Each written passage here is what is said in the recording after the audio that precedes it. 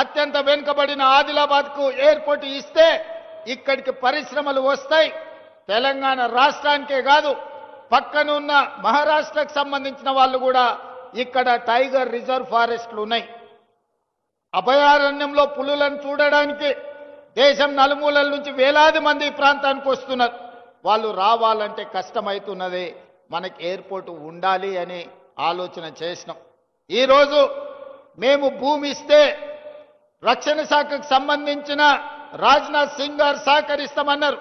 Aviation minister Rammohan Naidu గారు అనుమతులు ఇస్తామన్నారు.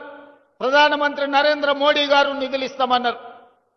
నేను కాంగ్రెస్ అయి ఉండొచ్చు, మా ప్రభుత్వం అయి ఉండొచ్చు, కానీ అభివృద్ధిలో కేంద్ర ప్రభుత్వం యొక్క సహకారం తీసుకొని ఆదిలాబాద్కు ఎయిర్పోర్టు తేవాలి అని నిన్న ఢిల్లీకి వెళ్లి మోడీ గారితో మాట్లాడి ఈనాడు ఆదిలాబాద్లో ఈరోజు నేను ప్రకటిస్తున్నా, సంవత్సరం తిరిగే లోపల ఆదిలాబాద్లో ఎయిర్పోర్టు పనులను ప్రారంభించి